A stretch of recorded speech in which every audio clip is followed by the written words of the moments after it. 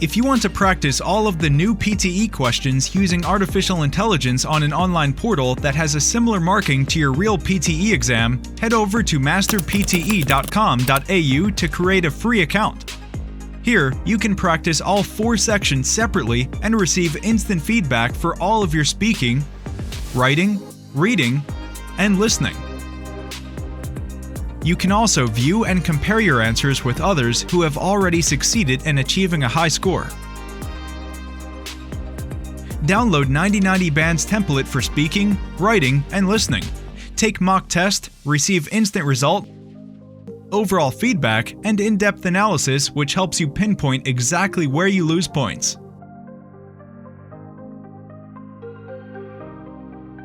masterpte.com.au, the best PTE practice software in the world. What's the literal definition of risk? Business schools use risk analysis. So what do you mean by risk? And we need a dictionary. When you look at the dictionary, this is literal definition of risk. What it says is the definition, for example, the possibility of injury, a dangerous element or factor, chance of, degree or possibility of such loss, and so on. So risk has 2 parts. As you look at the literal definition of risk, one part is the consequence of some kind of particular danger, hazard, loss, and the other is about the probability of it, the chance and consequence, okay? And then, at least just as English language concerns, when you look up the word of safe and safety, which you'll earn as, it's a little bit of a loop, a little circular argument that free from harm or risk, secure from danger, harm, or loss, the condition of being safe, and so on for all. And what do we take out of it? At least when we talk about safe, at least in English language, we are talking absolute something is safe or it sounds safe.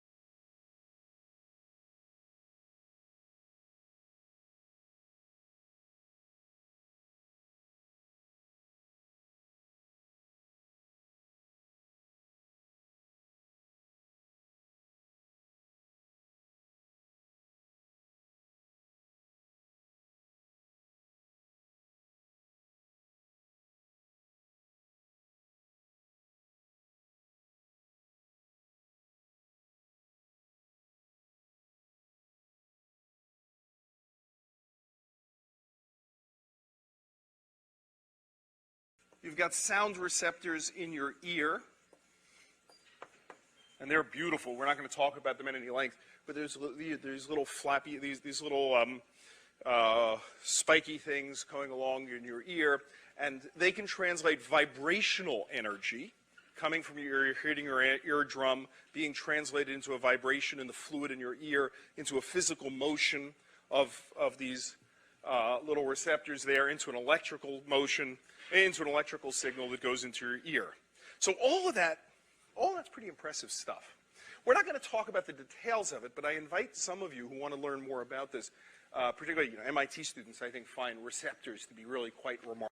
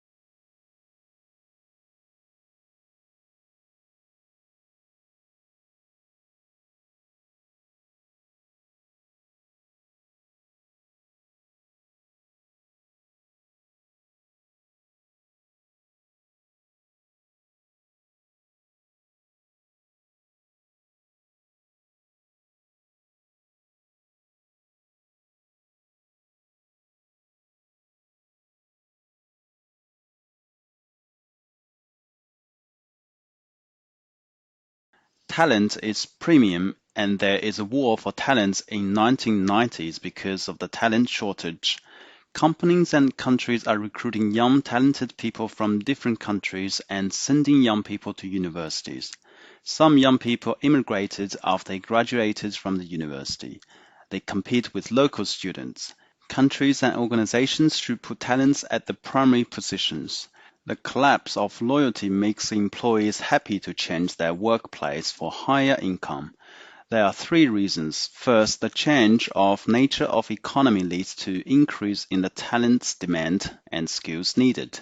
Second, the shrinking labor force after the baby boom causes less supply of skilled workers, and the retirement of baby boomers will cause a shortage of experienced workers. Third, there is also a mismatch between what schools are producing and what companies need.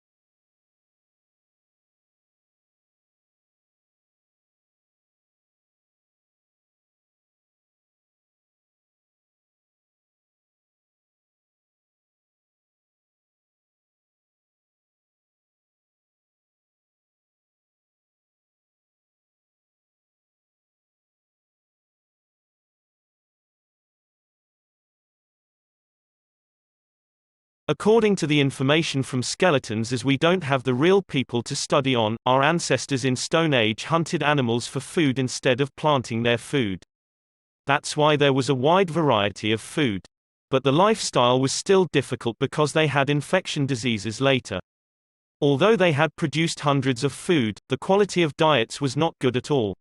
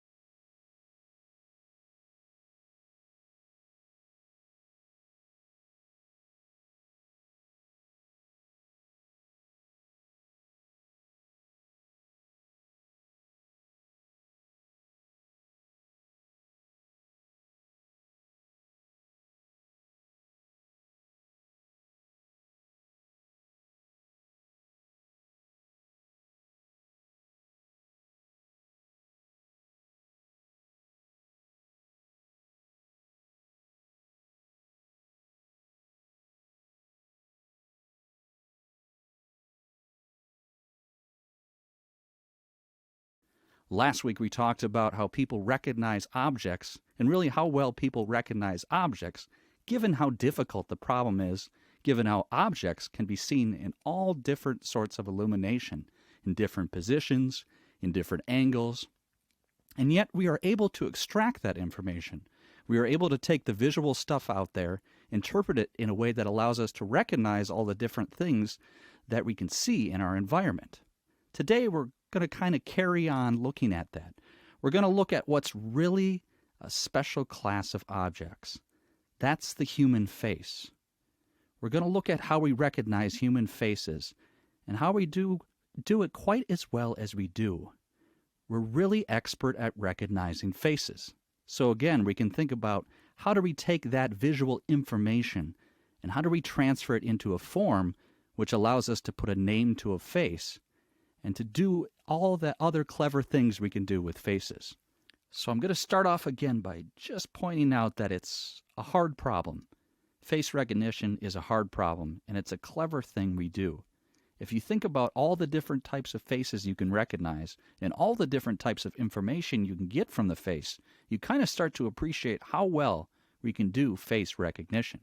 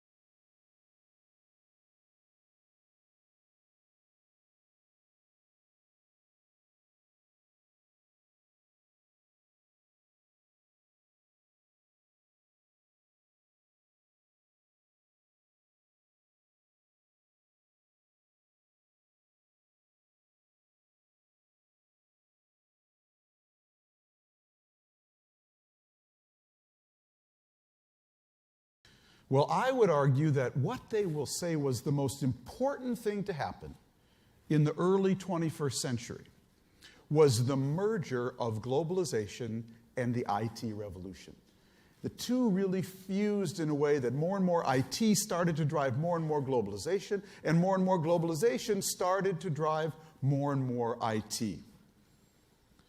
And what that fusion did was take the world from connected to hyper-connected, and from interconnected to interdependent. These are huge differences of degree that are differences in kind. It happened over the last decade. You are all feeling it in your jobs, in your universities, in your schools.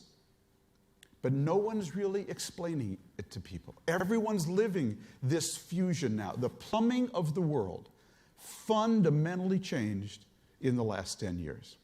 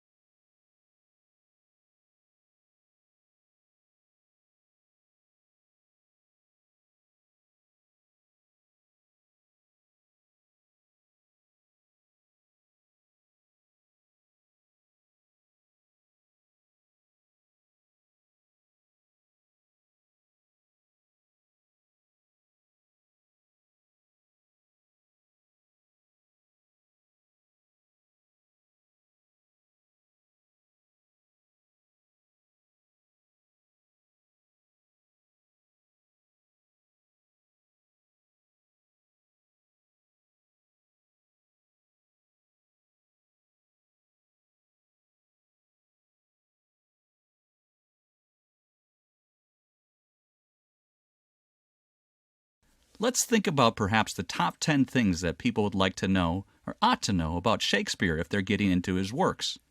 The first thing to say is that he did live quite a long time ago. He lived 400 years ago. So if you're reading Shakespeare or listening to Shakespeare, you're listening to somebody whose language is not quite the language of our current. You're listening to someone who was writing in a language which is a bit out of date for now. It needs a little bit of effort to understand that language, but the understanding will be done partly for you by the actors if you're hearing it or if you're seeing it performed. Another thing is that Shakespeare was a very good poet. He wrote poems, narrative poems and sonnets, but he was also, and this is my third point, he was also a great theater poet. His poetry is dramatic poetry in his plays. He's not just writing static poetry, lyric poetry in the plays, which is therefore declamation. He's writing dramatic poetry, which consists of interaction between the characters of the plays.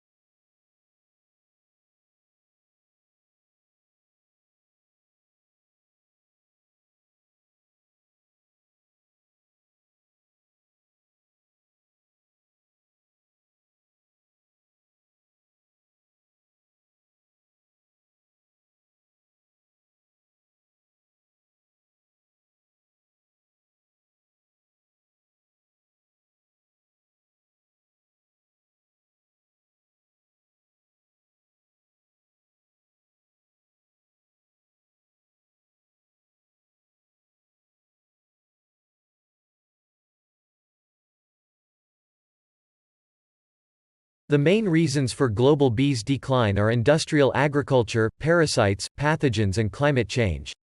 The conclusions are real and well documented with strong evidence to support this important fact. The loss of biodiversity, destruction of habitat and lack of forage due to monocultures and bee-killing pesticides are particular threats for honeybees and wild pollinators.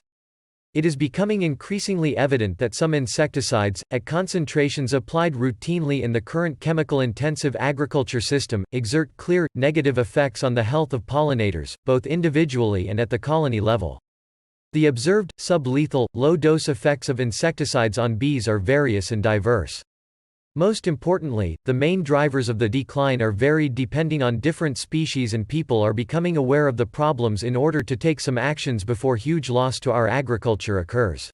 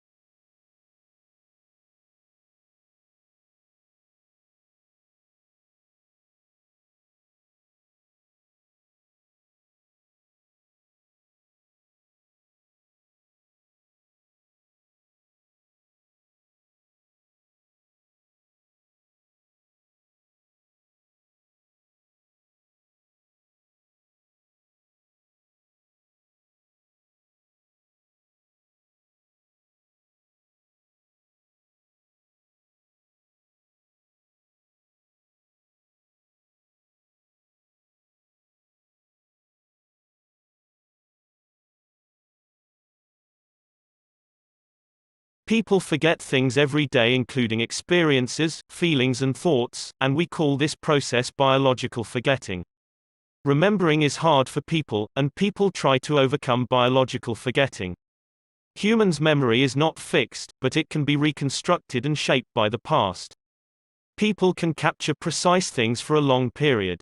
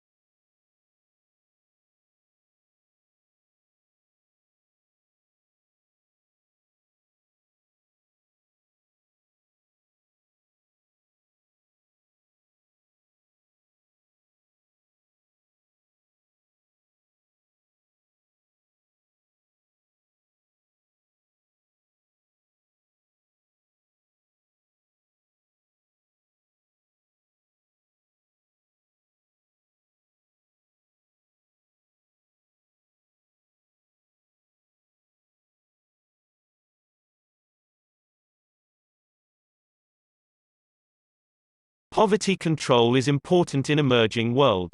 In the development in the year 2000, China has promised to reduce half the poverty and the goal has been met. China has moved and taken actions to make poverty reduction become a reality. China also created a lot of middle-income people and opportunities to other countries. China also benefits other economies, such as Australia.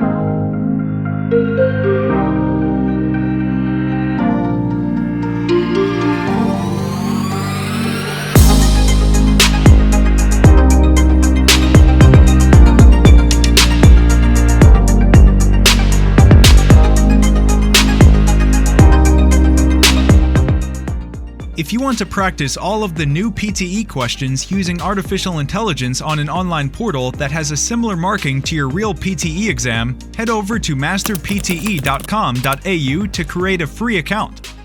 Here, you can practice all 4 sections separately and receive instant feedback for all of your speaking, writing, reading, and listening. You can also view and compare your answers with others who have already succeeded in achieving a high score. Download 9090 Band's template for speaking, writing, and listening. Take mock test, receive instant result, overall feedback, and in-depth analysis which helps you pinpoint exactly where you lose points. Masterpte.com.au, the best PTE practice software in the world.